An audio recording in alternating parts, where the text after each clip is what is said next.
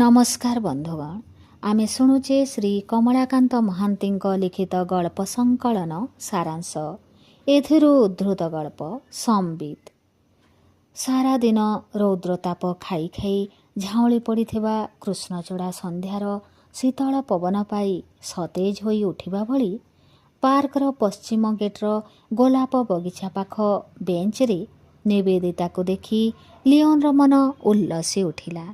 Leonardo Richard D'Souza ଗୋଆର ଅଧିବାସୀ। ଗତ 4 ମାସ ତଳେ ମ୍ୟାନେଜମେଣ୍ଟ କୋର୍ସ ସାରୁ ସାରୁ ତାକୁ ମିଳିଛି କଲିକତାର ଏଇ ବଡ଼ ନ୍ୟୁଜ୍ ପେପର ଅଫିସରେ ସେଲ୍ସ ଏକ୍ଜିକ୍ୟୁଟିଭ୍ ଚାକିରି। ଅନ୍ୟ ଦିନ ହୋଇଥିଲେ ସେ ହୁଏତ ଅଫିସରେ ବା କେଉଁ କର୍ପୋରେଟ୍ କ୍ଲାଏଣ୍ଟ ପାଖରେ ବିଜନେସ୍ ଆଲୋଚନା କରୁଥାନ୍ତା। କିନ୍ତୁ ଆଜି ବୁଦ୍ଧ ଜୟନ୍ତୀ। ଭଡ଼ା ନେଇଥିବା ଆକାଶ ଛୁଆଁ ଆପାର୍ଟମେଣ୍ଟରେ ଦିନ ସାରା ଏକା ଏକା ବସି ସେ ଆଉ କେତେ ବୋର୍ ହୁଅନ୍ତା। ସେଥିପାଇଁ ସନ୍ଧ୍ୟା ହେବାର ଘଣ୍ଟା ପୂର୍ବରୁ ସେ ଆସିଥିଲା ଏଇ ପାର୍କକୁ। ଅବଶ୍ୟ ଦିନ ସାରା ଘରେ ବସି ବସି ସେ ଯାହା କଥା ଭାବୁଥିଲା, ପାର୍କକୁ ଆସିବା ପରେ ବି ସେଇ ଭାବନା ଆବୋରି ବସିଥିଲା ତା ମନକୁ। ନିବେଦିତା, ତା ଅଫିସ ସହକର୍ମୀ, ସତରେ ସୁନ୍ଦର ଝିଅଟିଏ। କିନ୍ତୁ ସେ ଏବେ ଏଠି କାହିଁକି? ସେ ଯେମିତି ଏକା ଏକା ବୁଲୁ ବୁଲୁ ପାର୍କରେ ଆସି ବସିଯାଇଛି। ନିବେଦିତା କ'ଣ ସେମିତି ପହଞ୍ଚିଛି ସେଠି? ଲିଓନ ସିଧା ହୋଇ ବସି ସେଇ ଆଡ଼କୁ ଚାହିଁଲା। ନିବେଦିତା ପାର୍କର ଗୋଲ ଗେଟ୍ ପାର ହୋଇ ବାଁ ପଟର ନାଲି ଇଟା ବିଛା ରାସ୍ତାରେ ଗେଣ୍ଡୁ ବଗିଚା ଆଡ଼କୁ ଆଗେଇଛି। ସେ ହୁଏତ ସେ ପାଖ ବେଞ୍ଚରେ ବସିବ। ଲିଓନ ଭାବିଲା, ଇଏ ଗୋଟିଏ ବଡ଼ ସୁଯୋଗ ଯେମିତି ଆପେ ଆପେ ହାତ ପାଖକୁ ଆସିଯାଇଛି। ତା ନହେଲେ ଗତ 4 ମାସ ଧରି ସେ ଯାହା କଥା ଭାବୁଛି, ସେ ଏମିତି ଏଠିକି ଚାଲି ଆସିଛି କାହିଁକି? ସେ ଏଠି ନିବେଦିତା ସହ ନିଶ୍ଚୟ କଥା ହେବ। ଇଏ ହେବ ତା ଜୀବନର ନୂଆ ବସନ୍ତ। ନିବେଦିତା କିନ୍ତୁ କୌଣସି ବେଞ୍ଚରେ ନ ବସି ଛୋଟ ପିଲାମାନେ ଦୋଳି ଖେଳୁଥିବା ସ୍ଥାନରୁ ଟିକିଏ ଦୂରରେ ଯାଇ ଠିଆ ହେଲା। ସେ ବୋଧହୁଏ କାହାକୁ ଅପେକ୍ଷା କରୁଛି। କିନ୍ତୁ କାହାକୁ? ଲିଓନ ଯେତେ ଦୂର ଜାଣେ, ନିବେଦିତାର କେହି ସେମିତି ବନ୍ଧୁ ନାହାନ୍ତି। ତା ଛଡ଼ା ଗତ 4 ମାସ ଧରି ସେ ଯାହା ଦେଖି ଆସୁଛି, ସେଥିରେ ସନ୍ଧ୍ୟା ସମୟରେ ପାର୍କରେ ବସି କାହାକୁ ଅପେକ୍ଷା କରିବାର ଅବକାଶ କେଉଁଠି? ଖବରକାଗଜ ଅଫିସରେ ସେଲ୍ସ ଏକ୍ଜିକ୍ୟୁଟିଭ୍ ଚାକିରି। ସକାଳ 6ରୁ ରାତି 9 ପର୍ଯ୍ୟନ୍ତ କାମ। ବିଶେଷ କରି ଏଇ ମୋବାଇଲ ଫୋନ୍ ଆସିବା ପରେ କେହି ନା କେହି ସେପଟରୁ କଥା କହୁଛି ସବୁବେଳେ। ତେବେ ନିବେଦିତା ସହ ତାର ସେମିତି କେହି ବନ୍ଧୁ ମୋବାଇଲରେ କଥା ହେବା ଲିଓନ ଜାଣେ ନା। ତାର କେହି ବନ୍ଧୁ ନାହାନ୍ତି ବୋଲି ତ ସେ କେମିତି ନିଜ ଜାଣତରେ ହେଉ ବା ଅଜାଣତରେ ହେଉ ତା ଆଡ଼କୁ ଟାଣି ହୋଇଯାଇଛି। କିନ୍ତୁ ଯଦି ଏମିତି କେଉଁ ପାର୍କରେ ନିବେଦିତା କାହାକୁ ଅପେକ୍ଷା କରେ, ତେବେ କଥା ସରିଲା। ଏମିତି ଭାବୁ ଭାବୁ ଲିଓନ ନିବେଦିତା ପାଖରେ ପହଞ୍ଚିଗଲା। ଆରେ ଲିଓନ ଯେ, ତମେ ଏଠି କ'ଣ କେଉଁ କ୍ଲାଏଣ୍ଟ ପାଖରୁ ଫେରୁଛ? ପଚାରିଲା ନିବେଦିତା। ଆହା, ସବୁବେଳେ ଖାଲି କାମ। ସବୁବେଳେ ଯଦି କାମର ଚାପ ରହିଲା, ତାହେଲେ ଜୀବନର ଅର୍ଥ ବା କ'ଣ? ଉତ୍ତର ଦେଲା ଲିଓନ। ସେ ଏବେ ଫ୍ରି ଏବଂ ଆଜି ସନ୍ଧ୍ୟାରେ ତାକୁ କପେ ଚା ପିଇ ପାରିଲେ ସେ ଖୁସି ହେବ। ଏହା ଜଣାଇ ଲିଓନ ନିବେଦିତାକୁ ପାଖ ରେସ୍ତୋରାଁକୁ ନିମନ୍ତ୍ରଣ ଜଣାଇଲା। ଆସ ନା, 4 ମାସ ହେଲା ମୁଁ ଆସିଲିଣି। ତମ ସାଙ୍ଗରେ ଭଲ କରି ପଦେ କଥା କହିବାର ସୁଯୋଗ ପାଇନାହିଁ।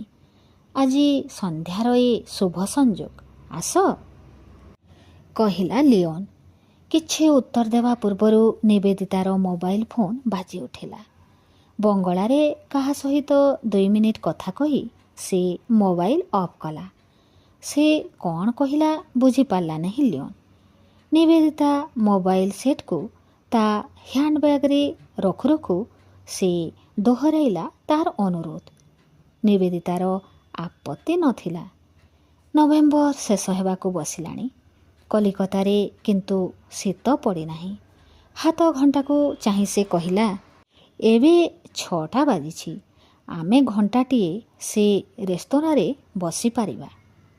ଘଣ୍ଟାଏ କାଳ ରେସ୍ତୋରାଁରେ ବସି 2 କପ୍ ଚା ସହ 2 ପ୍ଲେଟ୍ ଫିସ୍ ଫିଙ୍ଗର ଶେଷ କଲା ପରେ ବି ଲିଓନ୍ ଯାହା କହିବ ବୋଲି ଭାବିଥିଲା ତାହା କହିପାରିଲା ନାହିଁ। ସମୟ କଟିଗଲା ନିବେଦିତା ପ୍ରଶ୍ନର ଉତ୍ତର ଦେଉ ଦେଉ। ଗୋଆରେ ତା ଘର କେଉଁଠି? ଗାଜିଆବାଦର MA-BA କଲା ପରେ ଆଗରୁ ସେ କେଉଁ କଲେଜରେ ଗ୍ରାଜୁଏସନ୍ କରୁଥିଲା? ତା ବାପା ମା କ'ଣ କରନ୍ତି? ତାର ଭାଇ ଭଉଣୀ କେତେ ଜଣ? ସେ କ'ଣ କରିବାକୁ ଭଲ ପାଏ? ଇତ୍ୟାଦି ଅନେକ ପ୍ରଶ୍ନ ନିବେଦିତା ପଚାରି ଚାଲିଥିଲା। ସେ ସବୁର ଉତ୍ତର ଦେଉ ଦେଉ 7ଟା ବାଜିଯାଇଥିଲା। ଏଥର ଉଠ, ମୋତେ 8ଟା ଆଗରୁ ଘରେ ପହଞ୍ଚିବାକୁ ହେବ କହି ନିବେଦିତା ବିଦାୟ ନେଲାବେଳେ ପୁଣି ଥରେ ଏମିତି ଭେଟିବାର ପ୍ରତିଶ୍ରୁତି ଆଦାୟ କରି ଲିଓନ୍ ତାକୁ ଶୁଭରାତ୍ରି ଜଣାଇଥିଲା। ତାପରେ ଲିଓନ୍ ମନରେ ନିବେଦିତା ପାଇଁ ଆକର୍ଷଣ ବଢ଼ି ଚାଲିଥିଲା। ନିବେଦିତା ବି ବଢ଼ାଇ ଦେଇଥିଲା ବନ୍ଧୁତ୍ୱର ହାତ। ସେଲ୍ସ ଏକ୍ଜିକ୍ୟୁଟିଭ ଜୀବନରେ ଶୀତତାପ ନିୟନ୍ତ୍ରିତ ଅଫିସ ଭିତରେ ଯେତେ ସମୟ ନ କଟେ ତାଠୁ ବେଶୀ ସମୟ କଟେ ବାହାରେ ବୁଲିବାରେ। କିନ୍ତୁ କେବେ କେବେ ଅଫ୍ ସମୟରେ ଅଫିସ କ୍ୟାଣ୍ଟିନ୍ରେ ହେଉ ବା ନିବେଦିତାର ଚେମ୍ବରରେ ହେଉ ଦେଖା ହୋଇଗଲେ ନିବେଦିତା ତାକୁ ନ ଖୁଆଇ ଛାଡ଼ୁନଥିଲା। କେବେ କେବେ ନିବେଦିତା ଘରୁ ଆଣିଥିବା ଲଞ୍ଚ ସେମାନେ 2 ଜଣ ଖାଉଥିଲେ। କ୍ୟାଣ୍ଟିନ୍ରେ ଖାଇସାରିଲେ ବିଲ୍ ସବୁବେଳେ ଦେଉଥିଲା ନିବେଦିତା। ଆମେ ଆଉ କେବେ ଯିବା କୌଣସି ରେସ୍ତୋରାଁକୁ ଖାଇବା ପାଇଁ? ସେଦିନ ଲଞ୍ଚ ପରେ ଲିଓନ୍ ପଚାରିଲା। ଉତ୍ତର ଦେଇ ନିବେଦିତା କହିଲା, ଏବେ ସନ୍ଧ୍ୟାବେଳେ ସେମାନେ ଫ୍ରି ହୋଇପାରୁଛନ୍ତି କେଉଁଠି? ତେବେ ଠିକ୍ ଅଛି, ମୁଁ ତ ଯାଉଛି 15 ଦିନ ଆନୁଆଲ୍ ଲିଭ୍ରେ। ଫେରିଆସେ ଗୋଟିଏ ସନ୍ଧ୍ୟା ମୁଁ ପୁରାପୁରି ଫ୍ରି ରହିବି ତମ ପାଇଁ। ସେଦିନ ଘରକୁ ଫେରିବା ବେଳେ ଲିଓନ୍ ଗୋଡ଼ ତଳେ ଲାଗୁନଥିଲା। ଠିକ୍ ଅଛି, ଏଥର ନିବେଦିତାକୁ ଏକା ପାଇଲେ ସେ ନିଶ୍ଚୟ ତା ମନ କଥା କହିବ। 15 ଦିନ ପରେ ସେ ଛୁଟିରୁ ଫେରିଲେ ଏମିତି ରେସ୍ତୋରାଁରେ ଖାଇଲା ବେଳେ ସେ କହିବ କେତେ କଳ୍ପନାର ସୌଧ ସେ ତୋଳିଛି ତାକୁ ନେଇ। ନିବେଦିତା କେବେ ନାଁ କରିବ ନାହିଁ। ଗୋଟିଏ ସନ୍ଧ୍ୟା କ'ଣ, ତାପରେ ଅସରନ୍ତି ସନ୍ଧ୍ୟା ସେମାନଙ୍କ ପାଇଁ ଫ୍ରି ରହିବ। ଲିଓନ୍ ଭାବିଲା ନିବେଦିତାକୁ ନେଇ ସ୍ୱପ୍ନ ଦେଖିବାର ଆବଶ୍ୟକତା ନାହିଁ। ଏ ବାସ୍ତବତା ସ୍ୱପ୍ନଠୁ ଅଧିକ ରସାଳ। କିନ୍ତୁ ନିବେଦିତା ଛୁଟିରୁ ଫେରିବା ପର୍ଯ୍ୟନ୍ତ 15 ଦିନ ଲିଓନ୍ ସ୍ୱପ୍ନ ହିଁ ଦେଖିଥିଲା। ଖାଲି ସ୍ୱପ୍ନ। ଲାଲ ଗୋଲାପର ସ୍ୱପ୍ନ, ନୀଳ କଇଁର ସ୍ୱପ୍ନ ଆଉ ଅମରାବତୀରେ ଅସରନ୍ତି ପାରିଜାତର ସ୍ୱପ୍ନ। ଓ ଏ 15 ଦିନ କଟିଛି 15ଟି ଯୁଗ ପରି। ତମେ 15 ଦିନ ଛୁଟିରେ ଯାଇ 15ଟି ଯୁଗ ମୋତେ ଏକା କରିଦେଲ। ନିସଙ୍ଗତାର ଜଳା ବଢ଼ ଦୁଃସହ। ରେସ୍ତୋରାଁର ସେପଟ କଣ ଟେବୁଲରେ ବସି ଫ୍ରୁଟ୍ ଜୁସ୍ ପିଉ ପିଉ ନିବେଦିତା ହସିଲା। ଆମେ କିନ୍ତୁ ଫ୍ରୁଟ୍ ଜୁସ୍ ପିଉଛନ୍ତି, ତମେ ଏମିତି ଶ୍ୟାମ୍ପେନ୍ ପିଇବା ପରି ଉତ୍ତଳା ହୋଇ ପଡ଼ୁଛ କାହିଁକି? ତମେ ସେ କଥା କ'ଣ ସତରେ ବୁଝିପାରୁନା? ନିବେଦିତା ହାତ ଦୁଇଟିକୁ ନିଜ ହାତ ପାପୁଲିରେ ଜାକି ଧରି ଲିଓନ୍ ପ୍ରଶ୍ନିଳ ଆଖିରେ ତା ମୁହଁକୁ ଦେଖୁ ଦେଖୁ କେତେବେଳେ ଆଖି ବୁଜି ଦେଇଥିଲା ତାର ମନେ ନଥିଲା। ନିବେଦିତା ବି ସେମିତି ବସିଥିଲା। ୱେଟରର ଡାକରେ ଲିଓନ୍ ଆଖି ଖୋଲିଲା।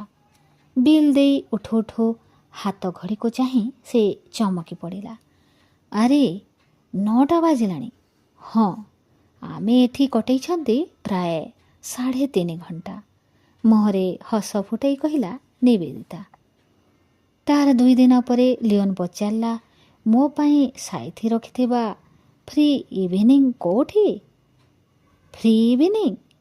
ତମେ ଚାହିଁଲେ ଆଜି, ତମେ ଚାହିଁଲେ କାଲି, କହିଲା ନିବେଦିତା। ଓ ଆଜି ଯିବା, କାଲି ଯିବା, କେଉଁଠିକି ଯିବା, ଏମିତି କରୁ କରୁ ବିତିଗଲା ଆହୁରି 7 ଦିନ। ସେଦିନ ଅପରାହ୍ନରେ ନିବେଦିତା ଡେସ୍କ ପାଖକୁ ଆସି ଲିଓନ୍ କହିଲା, ନା ଆଉ ନୁହେଁ, ଆଜି ଆମେ ଯିବା ମୋ ନୂଆ ଫ୍ଲାଟ୍କୁ। ଗତ ସପ୍ତାହରେ ଲିଓନ୍ ତା ନୂଆ ଫ୍ଲାଟ୍କୁ ଉଠିଯାଇଥିବା କଥା ଜାଣିଥିଲା ନିବେଦିତା। ସହରର ଗୋଟିଏ ଅଭିଜାତ ଅଞ୍ଚଳରେ 11 ମହଲାରେ ଲିଓନ୍ର ନୂଆ ଫ୍ଲାଟ୍। ବାଲକୋନିରୁ ବାହାରର ଦୃଶ୍ୟ ଅପୂର୍ବ। ବସନ୍ତର ପହିଲି ପରଶ ପାଇଥିବା ଝିଅଟି ଭଳି ବାଁ ପାଖର ନଦୀର ଲହରୀ ଯେମିତି ହୋଇ ଉଠିଛନ୍ତି ଉତ୍ତଳା, କିଛି ମାତ୍ରାରେ ଛନ୍ଦୀୟ।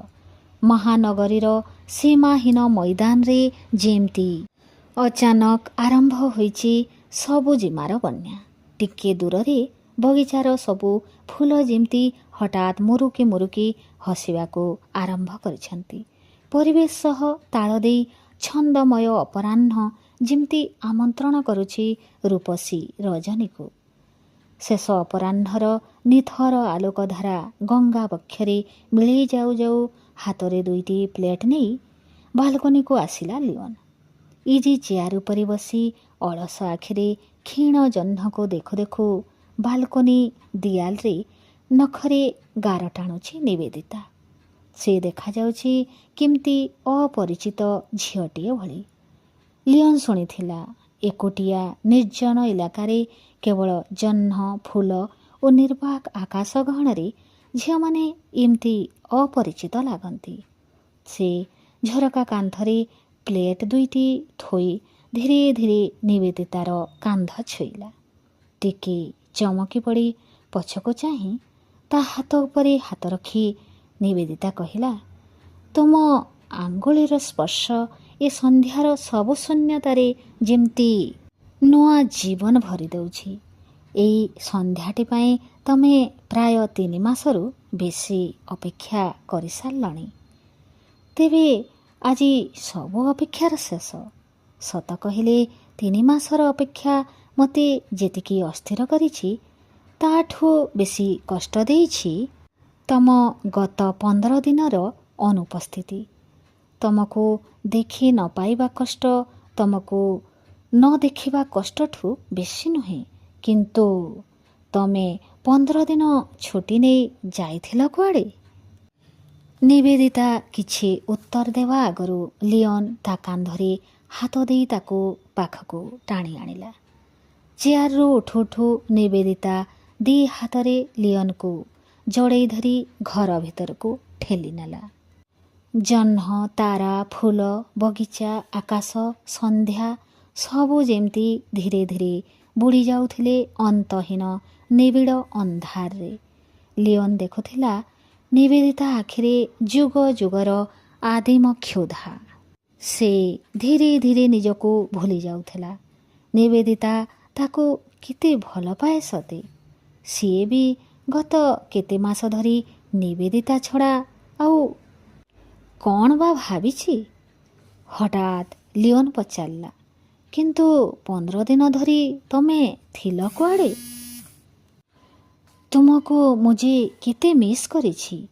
ଆଦିମ ଉଷ୍ଣତାର ସେଇ ଚରମ ମୁହୂର୍ତ୍ତରେ ଏ ପ୍ରଶ୍ନର କିଛି ଅର୍ଥ ହୁଏ ନା। କିଛି ଗୋଟେ କହିବ ବୋଲି ଲିଓନ୍ ଏମିତି ପଚାରି ଦେଇଥିଲା। ସେ ଆଶା କରୁଥିଲା ନିବେଦିତା କହିବ, ଯାଇଥିଲି ଅମୁକ ଜାଗାକୁ ବୁଲିବାକୁ, କିନ୍ତୁ ତମକୁ ପକାଉଥିଲି ସବୁବେଳେ, ମନେ ପକାଉଥିଲି ସବୁବେଳେ। ନିବେଦିତା ଆହୁରି ନିକଟକୁ ଆସିଯାଇଥିଲା। ଲିଓନ୍ ଛାତିରେ ପ୍ରାୟ ମିଶି ଯାଉ ଯାଉ ସେ କହିଲା, ତମକୁ କହିପାରିନି, ଗତ 15 ଦିନ ଧରି ମୋର ଚାଲିଥିଲା କେତେ ଡାକ୍ତରୀ ପରୀକ୍ଷା ସହ ପ୍ରେଗନାନ୍ସି ଟେଷ୍ଟ। ହଠାତ୍ ବିନା ମେଘରେ ବଜ୍ରପାତ ହେଲା ଭଳି ଲିଓନ୍ ଚମକି ଉଠିଲା। ନିବେଦିତାର ହାତ ଧରି ସେ ତାକୁ ଆଲିଙ୍ଗନ ମୁକ୍ତ କରି ଚେୟାର ଉପରେ ବସାଇ ଦେଲା। ଆଶ୍ଚର୍ଯ୍ୟ ହୋଇ ନିବେଦିତା ଲିଓନ୍କୁ ଚାହିଁ ରହିଲା। ଏ ନିବିଡ଼ ମୁହୂର୍ତ୍ତରେ ଇଏ କି ଛନ୍ଦପତନ? ତମେ ବିବାହିତା? ହଁ, ମୋ ସ୍ୱାମୀଙ୍କୁ ମୁଁ ଖୁବ୍ ଭଲ ପାଏ। ସେ ବି ମୋତେ ସେମିତି ଭଲ ପାଆନ୍ତି। କିନ୍ତୁ ଏ କଥା ନେଇ ତମେ ଏତେ ବିଚଳିତ ହେଉଛ କାହିଁକି? ଲିଓନ୍ ସ୍ତବ୍ଧ ହୋଇ ବସିଥିଲା। ନିବେଦିତ କହିଲା, ନିବେଦିତା କହିଲା, ଆଶିଷ ମାନେ ମୋ ସ୍ୱାମୀ ଅନେକ ସମୟରେ ବାହାରକୁ ଯାଉଛନ୍ତି। କେବଳ ଦେଶର ବିଭିନ୍ନ ସହରକୁ ନୁହେଁ, ବିଦେଶର ବିଭିନ୍ନ ସ୍ଥାନକୁ। ମୁଁ ଜାଣେ ସେ ବେଳେବେଳେ ଅନ୍ୟ ନାରୀମାନଙ୍କ ଖୁବ୍ ନିକଟକୁ ଆସିଯାଆନ୍ତି, କିନ୍ତୁ ଏଥିରେ ମୋର କିଛି ଆପତ୍ତି ନାହିଁ। କାରଣ ଆମେ ଆଜି ଯେଉଁ ସାମାଜିକ ପରିବେଶରେ ବାସ କରୁଛୁ, ସେଥିରେ ଏସବୁ ମିଡ଼ିଲ କ୍ଲାସ୍ ମୋରାଲିଟିକୁ ପ୍ରାଧାନ୍ୟ ଦେଲେ ଚଳିବ ନାହିଁ। ତୁମେ ବିଶ୍ୱାସ କର, ଏପର୍ଯ୍ୟନ୍ତ ମୁଁ କିନ୍ତୁ ଆଶିଷ ଛଡ଼ା ଅନ୍ୟ କୌଣସି ପୁରୁଷର ନିକଟତର ହୋଇନାହିଁ। ତମେ ଭାବୁଛ ମୋର ଆପଣାର ବନ୍ଧୁ ବୋଲି ଜାଣିଲେ ଆଶିଷ ମନ ଦୁଃଖ କରିବ? ଆଦୌ ନୁହେଁ। ମୁଁ ଏସବୁକୁ ନେଇ କେବେ ମୁଣ୍ଡ ଖେଳାଏ ନାହିଁ। ତମେ ବି ଏତେ ଇମୋସନାଲ୍ ନହେଲେ ଚଳିବ। କଥା ଶେଷ କରୁ କରୁ ନିବେଦିତା ପୁଣି ଲିଓନ ପାଖକୁ ଲାଗି ଆସିଲା। ତା ହାତକୁ ଟାଣି ନେଇ କହିଲା, ଏମିତି ଚୁପଚାପ ବସି ଏତେ ଦିନର ପ୍ରତୀକ୍ଷାକୁ ନଷ୍ଟ କରିଦିଅନି। ତଥାପି ଲିଓନ ନିଥର ହୋଇ ବସିଥିଲା। ଯେଉଁ ସବୁ ମୋରାଲିଟି ଭ୍ୟାଲୁଜ୍ କଥା ଆମେ ପୁରାଣରେ କୁହାଯାଇଛି, ସେସବୁକୁ ଉପଲକ୍ଷ କରି ସୁନ୍ଦର ପ୍ରବନ୍ଧ ଲେଖାଯାଇପାରେ, ଦିଆଯାଇପାରେ ଜ୍ଞାନଗର୍ଭକ ପ୍ରବଚନ, କିନ୍ତୁ ବାସ୍ତବ ଜୀବନରେ ସେସବୁର କିଛି ରେଲେଭାନ୍ସ ଅଛି କି? ନିବେଦିତା ହୁଏତ କହୁଛି ଆଜିର ବାସ୍ତବତାର କଥା। ଲିଓନ କ'ଣ ଜାଣିନି ଏସବୁ ପୁରୁଣା ମୂଲ୍ୟବୋଧ ଆଜିର ସମାଜରେ ଅର୍ଥହୀନ? ସେ ନିଜକୁ ବୁଝାଇବାକୁ ଚେଷ୍ଟା କରୁଥିଲା, କିନ୍ତୁ ଅର୍ଥହୀନ ପୁରାତନ ଭ୍ୟାଲୁ ଛାୟାରେ ଯେଉଁ ଅର୍ଥପୂର୍ଣ୍ଣ ବର୍ତ୍ତମାନ କଥା ନିବେଦିତା କହୁଛି, ତାର ପ୍ରାସଙ୍ଗିକତାକୁ ଏଡ଼ାଇବା ବି ସହଜ ନୁହେଁ। ବାଲକୋନି କୋଣରେ ରଖାଥିବା ଫ୍ଲାୱାର ଭାସ୍ ଆଡ଼କୁ ଲିଓନ ଚାହୁଁଥିଲା। ଦୁଇଟି ଲାଲ ଗୋଲାପ ଯେମିତି ହସି ହସି ପରସ୍ପର ଆଡ଼କୁ ଲାଗି ଆସୁଛନ୍ତି। ଲିଓନର ମନେ ହେଲା, ପରସ୍ପର ପାଖକୁ ଲାଗି ଆସିବାରେ ଗୋଲାପ ଦୁଇଟି ନିଜ ଇଚ୍ଛା ଅନିଚ୍ଛା ଦ୍ୱାରା ଯେତେ ନୁହେଁ, ତାଠୁ ବେଶୀ ପ୍ରଭାବିତ ହେଉଛନ୍ତି ସନ୍ଧ୍ୟାର ଲଗାମହୀନ କ୍ଷଣିକ ବାୟୁ ପ୍ରବାହ ଦ୍ୱାରା। ନିବେଦିତାର ଅସ୍ଥିର ଚାହାଣୀରେ ସେ ପଢ଼ୁଥିଲା କେଉଁ ଆଦିମ ଦର୍ଶନର ଭାଷା। ଏ କ୍ଷଣିକ ବାୟୁ ପ୍ରବାହରେ ଭରି ରହିଛି ପ୍ରଭଞ୍ଜନର ପ୍ରଚଣ୍ଡତା। ଦର୍ଶନ ବିଜ୍ଞାନର ବାଲିବନ୍ଧ ଏଠି ତିଷ୍ଠି ପାରିବ ନାହିଁ। ହୁଏତ ନିବେଦିତା ଠିକ୍ କହୁଛି, କିନ୍ତୁ ବିନା ପ୍ରତିରୋଧରେ ଆତ୍ମସମର୍ପଣ? ଲିଓନ ମୁହଁର ମାଂସପେଶୀ ଗୁଡ଼ିକ କଠିନ ହୋଇ ଉଠିଲା। ନିବେଦିତାକୁ ଚାହିଁ ସେ କହିଲା, ତମେ ଅପେକ୍ଷା କର, ମୁଁ ତଳୁ ଆସୁଛି। ଲିଓନର ପାଦଶବ୍ଦ ପାହାଚରେ ମିଳେଇ ଯାଉଥିଲା। ନିବେଦିତା ଦେଖିଲା, ଗୋଲାପ କୁଣ୍ଡରେ ପାଖକୁ ଲାଗି ଆସିଥିବା ଫୁଲ ଦୁଇଟି ପରସ୍ପରଠୁ ପୁଣି ଦୂରେଇ ଯାଉଛନ୍ତି।